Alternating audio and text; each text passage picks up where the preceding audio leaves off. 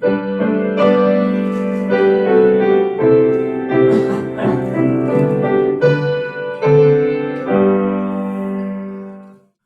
우리에게 주신 하나님의 말씀 열왕기하 6장 8절에서 19절입니다. 구약성경 570쪽입니다. 한 절씩 교독하겠습니다. 그때에 아람 왕이 이스라엘과 더불어 싸우며 그의 신복들과 의논하여 이르기를 우리가 아무데 진을 치리라 하였더니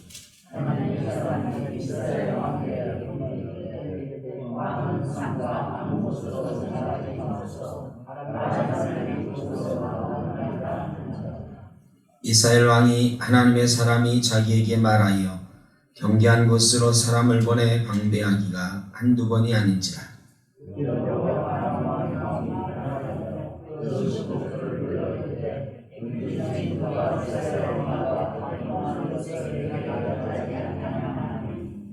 그 신복 중에 한 사람이 이르되 우리 주 왕이여 아니로소이다. 오직 이스라엘 선지자 엘리사가 왕이 침실에 사신 말씀을 이스라엘의 왕에게 관하이다 하는지라.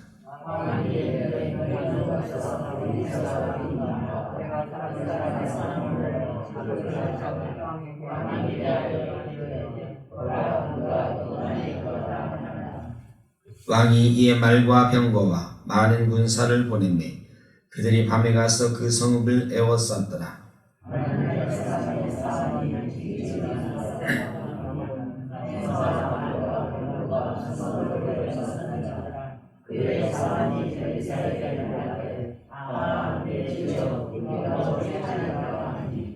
대답하되 두려워하지 말라. 우리와 함께한 자가 그들과 함께한 자보다 많으니라 하고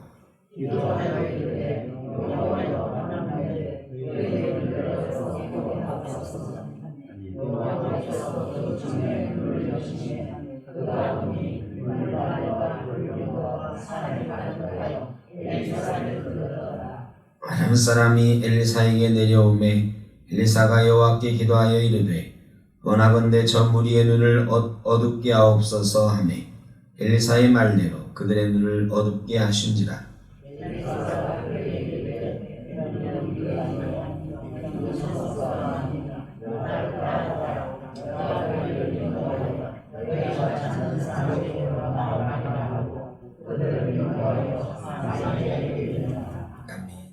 오늘 도단의 엘리사, 이 도단이라고 하는 엘리사가 가끔 거주하던 작은 마을, 성,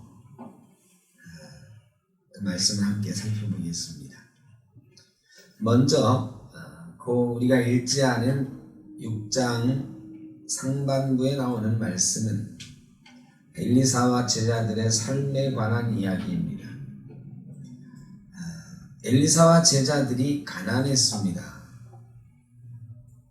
엘리사가 나아만에게 그 운동병을 치료해주고 예물을 받지 않았잖아요. 사실 게하시가 그 예물을 받아서 선한 일에 좀 쓰겠다는 마음을 가질만 했습니다. 엘리사와 그 제자들이 늘 가난했거든요. 그런데 엘리사의 제자들은 점점 많아집니다. 엘리사의 명성이 높아질수록 엘리사를 찾아와서 선지자 훈련을 받겠다고 하는 사람들은 점점 많아집니다. 그러니 점점 먹을 것도 없어지고 거할 곳도 비좁아지죠. 엘리사의 제자들이 엘리사에게 말합니다. 우리가 이제 더 이상 여기 거주하기가 어려우니 요단강가에 가서 나무를 해서 집을 좀 짓겠습니다. 엘리사가 그렇게 하라. 제자들이 선생님도 좀 같이 가십시오. 아니 선생님이 같이 가서 집을 짓는 도끼질을 하겠습니까? 그런데 엘리사를 강권해서 같이 가자고 합니다. 그래서 엘리사가 요단강가에 같이 나가게 되죠.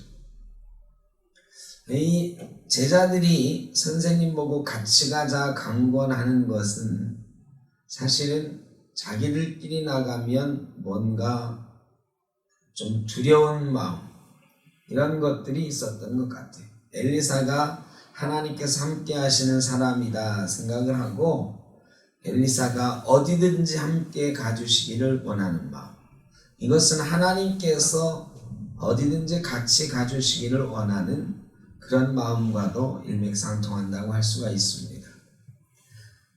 우리는 어디를 가든지 주님과 동행하기를 원하면서 살아야 됩니다.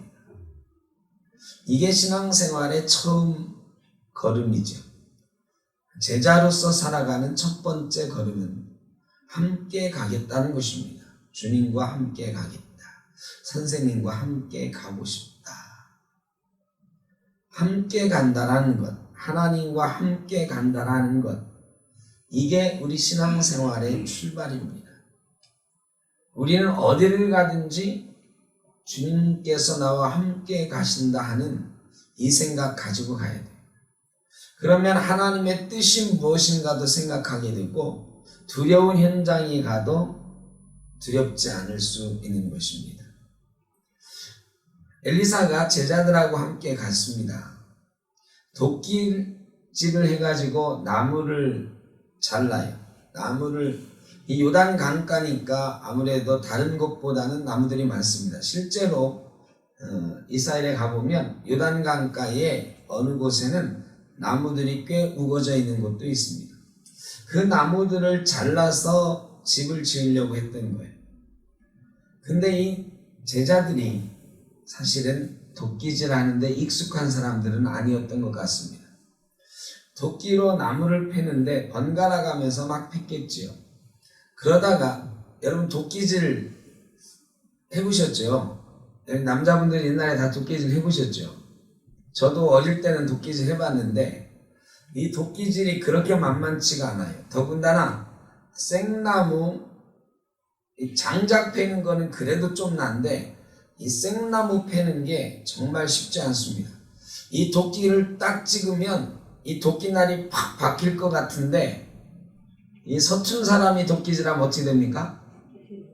탁 튕겨나갑니다.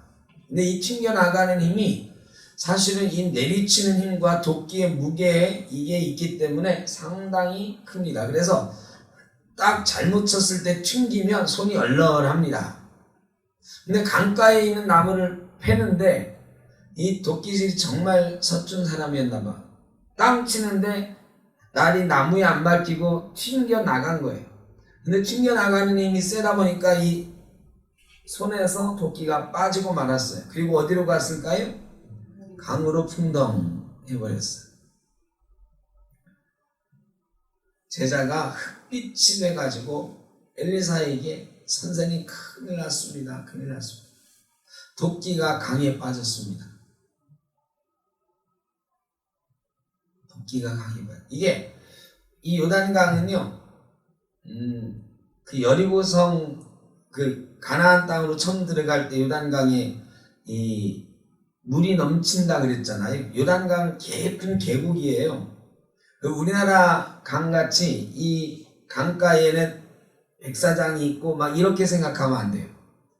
요단강 예수님 세례받던 데도 가보면 계단을 이렇게 만들어 놔가지고 이 물에 들어갔다가 이 계단으로 올라오면 이 절벽처럼 이렇게 돼 있어요. 작은 절벽이지만. 그러니까 이 물가에서 도끼질하는 나무를 패다가 도끼가 강에 빠졌다는 건 강가로 튀겨 들어간 거예요.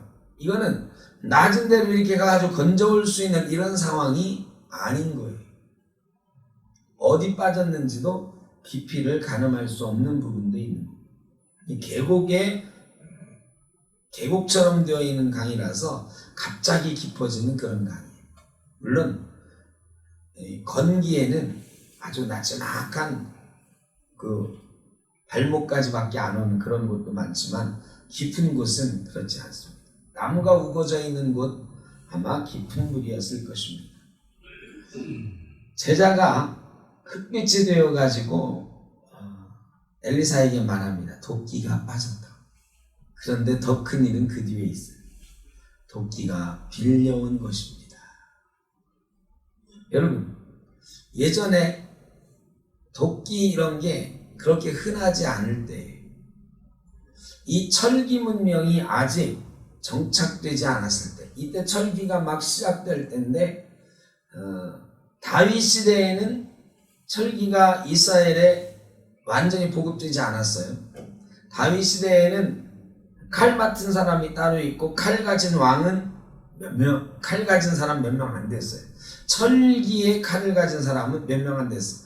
블레셋 사람들은 철기 문명을 가진 사람들이어서 이스라엘보다 숫자가 훨씬 적지만 힘이 셌던 거죠. 이 도끼도 마찬가지예요. 농기구 이런 것들이 흔하던 때가 아니에요.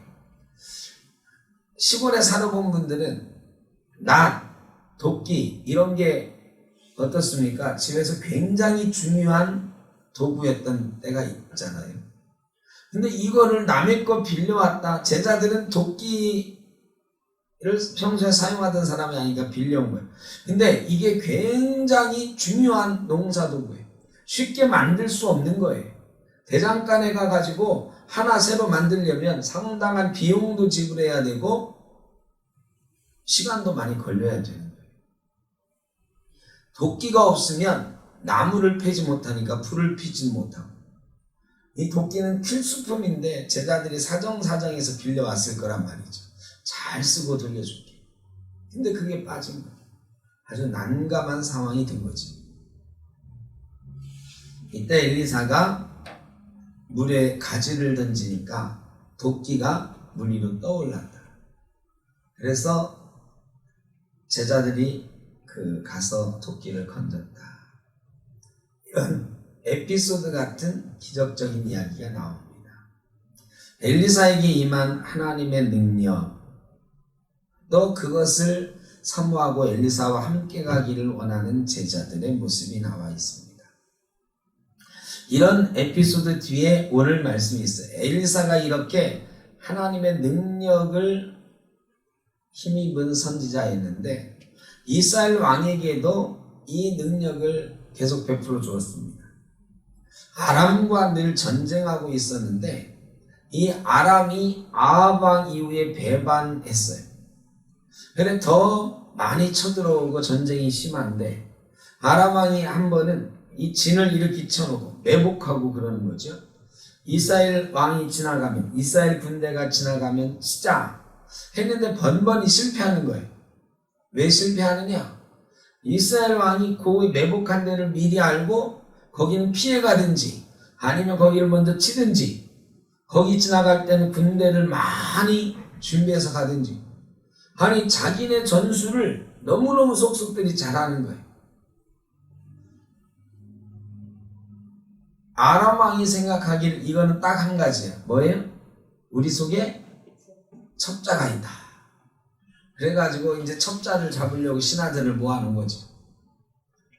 근데 신하 중에 하나가 임금님, 우리 중에 첩자가 있는 게 아니고 이스라엘에 엘리사라고 하는 선지자가 있는데 이 사람이 임금님이 침실에서 하는 얘기까지도 다 듣고 이스라엘 왕에게 고해주는 겁니다. 그 사람 먼저 잡지 않으면 절대로 전쟁에서 이길 수가 없습니다. 엘리사가 어디 있느냐? 도단에 있습니다. 도단이라고 하는 성은 그렇게 큰 성이 아닌 작은 성인데 이 아람 왕이 대군을 보냅니다. 몇천 명 군사를 보내는 거죠. 엘리사 한 명 잡기 위해서. 그런데 이 도단성을 포위를 하고 엘리사를 잡겠다고 하는 거죠. 큰일이 났습니다. 엘리사의 사환이 선생님 큰일 났습니다. 저 아람 사람들이 선생님 잡으려고 이 성을 포위했습니다. 빠져나갈 틈이 없습니다. 저 군대 좀 보십시오. 선생님 하나 잡으려고 저렇게 많은 사람들이 이 성을 포위해버렸습니다. 근데 엘리사가 태연합니다. 걱정하지 마라. 우리 군대가 저들 군대보다 훨씬 많다. 아니 사환이 아무리 둘러봐도 여기 도단성에는 군대가 없어요. 사마리아라고 하고는 달라가지고 이 성이 작은 마을이라서 군대가 진주하는 그런 성이 아니에요. 그런데 이 엘리사는 태연자약하게 우리 군대가 더 많다고 그러는 거예요. 엘리사가 사환을 위해서 기도합니다. 하나님, 이 종의 눈을 뜨게 하옵소서. 그의 눈을 열어서 보게 하옵소서. 제가 언젠가 이 말씀으로 설교한 적이 있습니다. 우리 눈을 뜨게 하소서. 그랬더니 이 사환의 눈이 밝아지면서 불말과 불병거가 보였다. 하나님의 군대가 보였다는 거죠. 사랑하는 성도들, 하나님의 군대는 언제 어디에 나타나는 것일까요? 하나님의 군대는 하나님께서 군대를 보내시는 것처럼 필요한 곳에 필요할 때 보내시는 걸까요? 아니면 우리 곁에 늘 있는 것일까요? 하나님의 군대는 우리 곁에 늘 있는 것입니다. 마태복음에 나오잖아요. 어린아이들 얘기하면서 하나님의 천사가 그 옆에서 늘 그를 지켜보고 하나님께 기도하고, 수천사 얘기가 나오잖아요. 하나님의 천사는 어린아이들 옆에만 있는 걸까요? 아니요.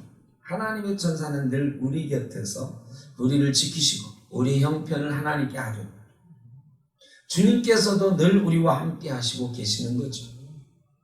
그런데 우리 눈에 보이지 않는 거죠. 왜 두렵습니까? 그것이 보이지 않기 때문입니다. 그래서 우리는 기도해야 되는 것입니다. 우리의 눈을 열어 보게 하옵소서. 하나님께서 함께 하시는, 하나님의 천사가 함께 하시는 놀라운 역사를 보게 하옵소서. 그 역사, 그 은혜는 하나님 천사들을 보내주십시오. 군대들을 보내주십시오. 내게 은혜를 주십시오. 이게 아니다. 하나님의 은혜는 언제나 우리 주변에 있는 것이다. 그런데 우리가 발견하지 못하는 것이다. 야베스의 기도라고 하는 책에도 마지막 그런 게 나온다고 그랬죠. 늘 우리 곁에 쌓여있는 수많은 선물들이 있는데 우리가 눈을 뜨지 못해서 챙기지 못한다. 우리가 소원하지 않았기 때문에 우리의 것이 되지 않았다. 제가 예전에 하갈 이야기도 했습니다. 하갈이 쫓겨났어요. 하갈이 이스마엘과 더불어서 쫓겨났는데 광야에서 마실 물이 없어가지고 이 이스마엘이 죽게 되었다. 고통스러워하는데 하갈이 덤불 아래에 이스마엘을 누워놓고 통곡을 합니다. 내 아들이 죽게 되었다. 여러분, 하갈이 샘을 안 찾아봤을까요? 샘을 찾아서 정신없이 헤맸겠죠. 그런데 못 찾았어요. 그런데 하나님께서 천사를 보내셔서 말씀하시는데, 하나님의 사자를 보내서 말씀하시는데, 하나님께서 저 아이의 소리를 들었다 말씀하시면서 하갈의 눈을 밝히셔서 샘물을 발견하게 하셨다 그랬어요. 샘물을 나게 하셨다가 아니에요. 하나님께서 물론 반석에서 샘물 나게 하시기도 하고요, 땅에서도 샘물을 주시기도 합니다. 그러나 하갈의 눈을 밝히셔서 샘을 발견하게 하셨다고 성경은 기록합니다.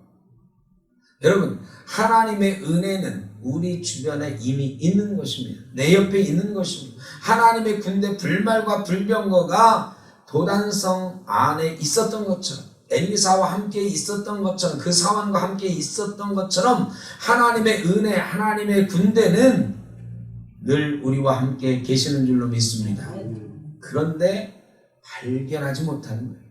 발견하지 못하는 이유는 왜 그럴까요? 눈이 떠 있지 않기 때문에. 이것은 육신의 눈이 아니라 영의 눈이다. 영의 눈. 그래서 우리는 영의 눈이 뜨게 해달라고 기도해야 돼요. 영의 눈이 띄어지면 수많은 것들을 볼 수 있게 됩니다. 여러분, 눈 감고 여기서 저기까지 걸어가라 그러면 20m 남짓한 거리지만 저 의자에 물론 안 부딪히고 갈 수도 있어요. 손으로 더듬으면서. 그런데 여기서 저기까지 눈 감고 가는 일이 얼마나 힘든 일인지. 요것도 힘들어요.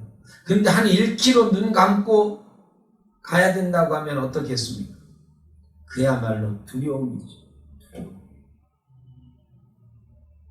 여러분, 우리 인생이 보지 못하고 가면 두렵습니다. 보지 못하고 가는 세상은 두려움과 고난의 세상. 그러나 보고 가면 여기서 저기 가는 일 1도 아니에요. 1km 걸어가는 거. 제 집사님 오늘 걸어오셨나요 혹시? 오늘은 과장님하고 같이 차 오셨나요? 보통 걸으면 몇 킬로나 걸으시는 거예요? 5km. 5km 걷는 거 가뿐하시죠, 이제? 5km도 가뿐하죠. 여러분, 눈이 보이면 10m 아니라 5km도 가뿐합니다. 근데 눈이 보이지 않으면 10m 아니라 몇 발자국 걷는 것도 두려움 속에 걷게 돼요. 여기서 이 강대상에서 내려가는 것도 계단이 있는데 이거 눈 감고 가라고 하면 여기 넘어질 분 많아요. 넘어져서 또 부러지고 다치고 하실 분도 있어요. 눈을 감고 가는 인생은 그런 것입니다. 그런데 많은 성도들이 육신의 눈은 뜨고 있는데 영의 눈을 감고 신앙생활합니다. 하나님께서 우리와 함께 하시는 것을 보지 못하고 하나님의 군대를 보지 못하고 두려움 가운데 살아갑니다. 어떤 사람은 자기 눈이 너무 많이 떠져 있어가지고 영의 눈이 뜨이지 않아요. 자기 눈으로만 봐요. 자기 마음으로만 봐요. 그래, 영의 눈이 띄어지지 않는. 여러분, 영의 눈이 안 띄어지는 이유는 내 눈이 너무 커서, 내 마음이 너무 커서, 내 고집, 내 마음대로 살아가겠다고 하는 사람은 영의 눈이 잘 안 떨어져. 안 떠져. 제자들이 선생님 함께 가십시다. 선생님이 계셔야만 됩니다. 하나님, 내 아들이 죽게 생겼습니다. 다 내려놓고 통곡할 때, 다 내려놓을 때 영의 눈이 떠지는 줄로 믿습니다. 영의 눈은요, 내 고집, 내 생각, 내 눈을 내려놓을 때 뜨여지는 것입니다. 이 간단한 원리, 분명한 진리를 우리가 잘 알고 있는데 그게 잘 안 돼요. 내 것 내려놓는 게 안 돼. 내 고집 내려놓는 게 안 돼. 내 생각 내려놓는 게 안 돼. 그래서 영의 눈이 안 떠지는 것이죠. 엘리사가 하나님께 또 기도합니다. 하나님, 저들의 눈을 어둡게 하옵소서. 이건 누구예요? 아람 군대의 눈을 어둡게 하옵소서. 여러분, 그럼 아람 군대가 다 눈먼 사람이 돼가지고 사마리아까지 간 걸까요? 아니요. 그들도 육신의 눈 뜨고 있었어요. 그런데 이 육신의 눈이 보이는 것이 아니, 우리가 지금 왜 여기 와 있는 거야? 이렇게 생각되게 된 거지. 아니, 도대체 여기가 어디야? 그들의 영의 눈이 멀어버린 거예요. 하나님께서 그들의 영의 눈을 어둡게 하시고 엘리사가 나갑니다. 가서 아니, 왜 여기 계십니까? 우리 엘리사 잡으러 도단성 왔는데 아이고, 잘못 오셨네. 여기는 도단성이 아니고요. 도단성은 저쪽에 있는 성인데 제가 안내해 드리겠습니다. 이 아람 군대가 다 엘리사를 따라서 가는데 어디로 가느냐? 사마리아 성으로 들어가는 거예요. 사마리아 성은 큰 요새 이스라엘의 수도에, 거기에는 이스라엘 군대가 완전히 포진하고 있죠. 그 이스라엘 군대 가운데로 들어가는 거예요. 어디로 가는지도 못하고 가서 그들의 영의 눈이 다시 뜨여 보니까 인무리의 눈을 열어서 보게 하옵소서. 그들이 눈을 떠서 보니까 어디에 있어요? 사마리아 한가운데 있어요. 이스라엘 사람들이 활을 겨누고 있어요. 칼을 겨누고 있어요. 그들이 다 사로잡힌 자 같아요. 이스라엘 왕이 신났습니다. 이놈들 싹 죽여버릴까요? 아니요. 이 사람들 활과 칼로 잡았어도 그러면 안 되는데 당신이 한 게 뭐 있습니까? 하나님이 우리를 구원하시려고 역사를 보여주신 겁니다. 떡과 물을 마시게 해서 돌려보냅시다. 돌려보냅니다. 그리고 한동안 그들이 이스라엘을 쳐들어오지 않았어요. 이런 이야기가 있습니다. 그런데 이런 일을 당하고도 악한 왕이 나옵니다. 베나닷이라고 하는 악한 왕이 나와서 사마리아를 쳐들어옵니다. 이때는 엘리사가 아람 군대가 쳐들어온다는 걸 알려주지 않았어요. 왜 그랬는지 몰라도 알려주지 않았어요. 그래서 아람 군대가 사마리아를 포위할 때까지 이스라엘 사람들이 넉넉히 당했어요. 그래 사마리아 성을 아람 군대 대군이 20만 명 대군이 다 포위했습니다.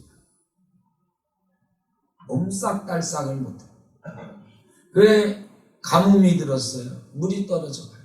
식량도 떨어져 갑니다. 이때 비극적인 역사가 나오지요.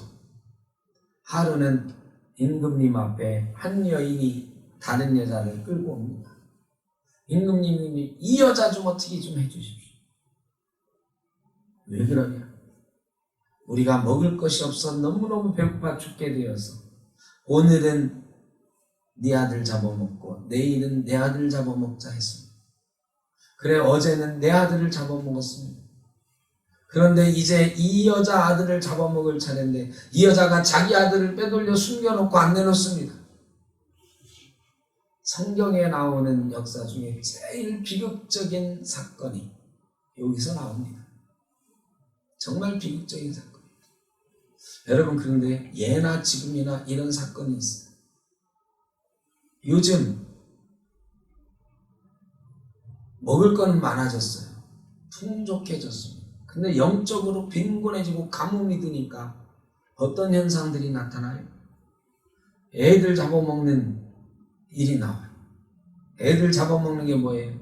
이때는 육신의 고통 때문에 육신의 배고픔 때문에 애들을 잡아먹었는데 요즘은 영적인 배고픔 때문에 영적으로 아이들을 죽이잖아요.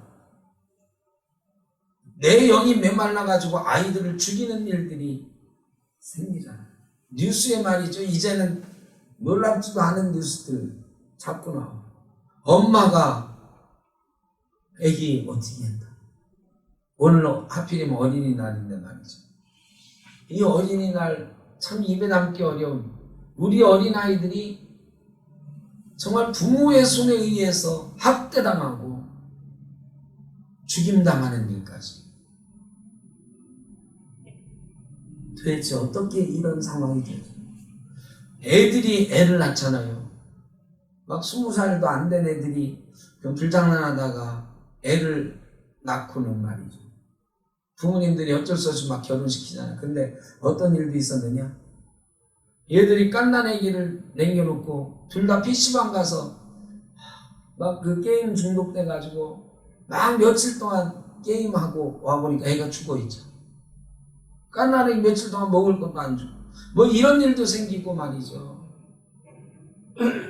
별하별 참 입이 담기 어려워. 성경에 네 아들 잡아먹고 내 아들 잡아먹자. 이거는 어떻게 보면 요즘보다는 좀 더 인간적일 수 있겠다 싶어.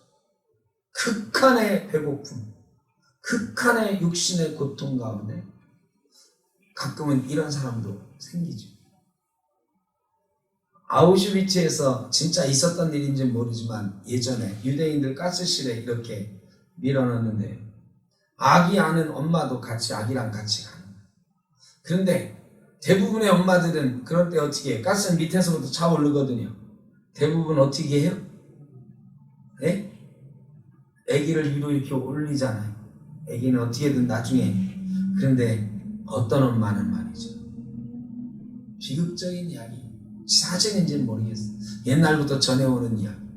어떤 엄마는 그 아이를 바닥에 내려놓고 그 아이 밟고 올라서는 엄마도 있습니다. 이 극한의 고통 앞에서 인간이 이렇게 나약합니다. 이 육적인 문제가 영을 지배하는 거예요. 요즘 육신의 문제가 우리의 영을 너무 많이 지배해요. 육신의 쾌락, 육신의 즐거움 이런 것들을 위해서 부모들이 아이들 내팽개치고 뭐 이런 일이 비일비재. 그리고 그렇지 않더라도 자기 생각과 자기 논리 이런 것들로 아이들 키우느라고 아이들을 비극적인 현장으로 막 내몰잖아요. 아이들이 좋아서 막 학원도 가고 얼마나 좋습니까? 그런데 그렇지 않은 아이들도 많거든요. 그런데 부모 욕심 때문에 막 아이들을 비극적인 아이들로 키우는 경우도 많아요. 하여간 이 비극적인 현장이 있었는데 이스라엘 왕이 그 말을 듣고 아무리 악한 왕이라도 가슴을 치죠. 그런데 이 왕이 말이죠, 엘리사를 죽이려고 합니다. 엘리사를 죽이려고. 왕이 생각해보니까 엘리사를 왜 죽이려고 했을까요? 이런 비극적인 상황 속에서 엘리사를 왜 죽이려고 했을까요? 제가 생각해보니까 첫 번째, 아니 얼마 전에 몇 년 전인지도 몰라, 하여간 몇 달 전인지도 모르고 정확한 시기는 아니 그때 사마리아에 잡혀왔던 아람 군대 그놈들 싹 죽였으면 오늘날 저 아람이 저 모양으로 우리한테 대들지 않았을까. 그런데 우리가 다 살려 보내니까 우리를 얕잡아보고 그놈들이 다시 칼창 들고 온 것 아니냐. 엘리사 그놈이 문제야. 두 번째는, 아니 여태까지는 아람 군대 움직이는 거 다 알려주더니 이번에는 왜 안 알려줘? 아니 저놈 아람한테 뭐 받아먹은 거 아니야? 이때 왕이 요람 왕인데, 여호람이라고도 하고 요람이라고도 하는데, 이 사람 정말 악한 왕이, 하나님 섬기지도 않는 왕이에요. 그런데 이런 상황이 되니까 아니 하나님은 분명히 엘리사에게 알려줬을 건데 저놈이 우리에게 안 알려줘서 이런 일이 생긴 거예요. 엘리사에게 원망이 쏟아져. 아니 그게 왜 엘리사 잘못이야? 왕이 알아서 나라를 잘 방비하고 군대 잘 조련하고 그러라고. 왕은, 이스라엘의 왕은요, 그 당시 왕의 첫 번째 임무는 나라 지키는 거예요. 나라 지키는 거. 근데 지가 잘 못하는 거 엘리사의 때까지 잘 해주다가 그거 안 해줬다고 엘리사한테 지금 원망이 돌아가요. 원망이 돌아가는 정도가 아니라 엘리사를 당장 잡아와라 하고 사자들을 보내요. 왕이 이런 말을 합니다. 이 재앙이 여호와께로부터 나왔으니 어찌 더 여호와를 기다리리요. 이게 열왕기하 6장의 마지막 부분이에요. 어찌 더 여호와를 기다리리요. 이 재앙이 여호와께로부터 왔다 이렇게 생각해요. 그리고 이 재앙을 막지 않은 책임이 엘리사에게 있단 말이에요. 이제는 더 이상 하나님의 도움을 기다리지도 않고 엘리사를 의지하지도 않겠다. 엘리사를 죽여버리겠다. 아까 제가 저 뒤에서 여기 있는 분들 이렇게 살펴봤더니 여기 13명이, 우리 저를 포함해서 13명이 있는데 이 중에 목사하고 관계된 분들이 9명이더라. 9명. 자기 가족 중에 목사가 있는 분들이 9명이야. 9명. 아니 대단하십니다. 형제 자매 중에 있기도 하고 혹은 자녀 중에 있기도 하고, 목사의 가족들 대부분이에요. 나머지는 장로의 가정이 대부분. 엘리사가 말이죠, 지금 뜻하지 않은 곤경에 처해 자기 나라 임금에 의해서 또 곤경에 처했어요. 원망이 엘리사에게 돌아갔기 때문이죠. 가끔은 목회 현장에서 그럴 때도 있습니다. 또 신앙생활하면서 그럴 때가 있습니다. 나는 별로 잘못한 게 없는 것 같은데, 아니 권사님 나를 위해서 맨날 그렇게 기도하시더니 지금 기도 안 했죠? 권사님 기도 안 해가지고 내가 이 모양이 됐잖아. 아니 내가 그 사람을 위해서 매번 기도했어. 그런데 이거는 그거 몰랐네. 내가 알았으면 기도했을 건데. 그랬더니 권사님 그럴 수 있어요. 나를 위해서 어떻게 기도 안 할 수가 있어. 매일 기도해 준다더니. 몰라도 기도했어야지. 권사님 기도 안 해서 이 모양이죠. 권사님 정말로 실망스럽고 원망스러워. 이게 말이 안 되는 거잖아. 근데 정말로 어려운 일이 닥치면 그 아이를 잡아먹는 상황까지 된 그런 극단의 상황 속에서 이 이스라엘 왕의 판단력이 완전히 흐려지는 거죠. 원망의 대상이 필요한 거예요. 목회할 때도 그런 거 많아요. 그래서 저는 늘 그럽니다.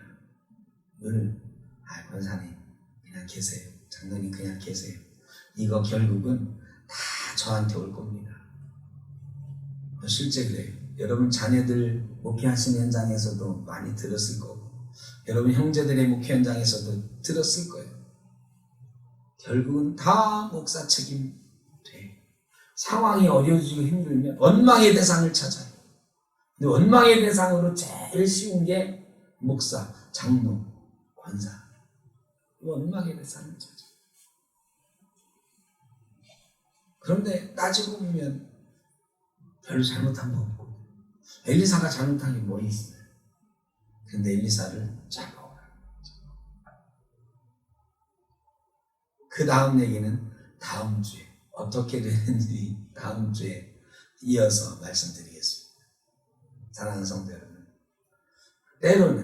때로는 이렇게 뜻하지 않은 원망을 받기도 하고, 뜻하지 않은 어려움 가운데 불똥이 다른 데도 튀기도 하는 게 인간사입니다.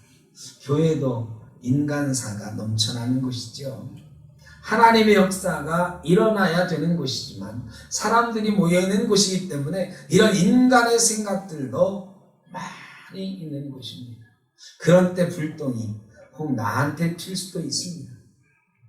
그런 때 너무 억울해하지 마시고, 엘리사는 이런 상황 속에서 어떻게 하느냐, 이제 다음 주에 하나님께서 이런 상황 속에서 엘리사를 어떻게 지키시고 이스라엘을 어떻게 구원해내시는지 열왕기하 7장에 아주 또 유명한 말씀이 나옵니다. 그 말씀을 이어서 보겠습니다. 오늘 말씀을 돌아보면, 내 주여 내 눈을 뜨게 하옵소서. 눈을 열어 보게 하옵소서. 우리의 눈을 들어서 하나님의 역사, 하나님의 은혜를 발견하는 성도가 되시길 바랍니다. 하나님의 역사는 어디로 갈지 모르나 인간의 역사는 불똥이 우리에게 튈 수도 있습니다. 그러나 하나님이 구원하시고 하나님이 억울함도 풀어주시고 하나님께서 선한 길로 인도하신 것을 믿고 영의 눈을 바로 뜨고 하나님과 동행하시는 저와 여러분 되시길 주의 이름으로 축복합니다. 기도하겠습니다. 사랑의 아버지 하나님, 오늘 어린이날입니다.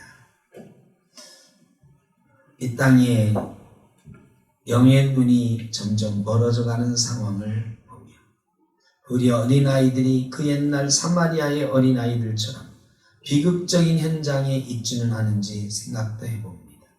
하나님, 우리의 영의 눈을 밝혀주셔서 하나님의 은혜를 발견하며 살게 하여 주옵소서. 우리의 영의 눈을 바로 뜨고 하나님이 우리를 인도하시는 대로 따라갈 수 있게 하여 주옵소서. 하나님, 우리에게 혹시 어려움이 닥치더라도 하나님께서 우리를 지키시고 인도할 것을 믿고 하나님만 바라보며 우리의 영의 눈을 뜨고 주님 뒤를 따라 가게 하여 주옵소서.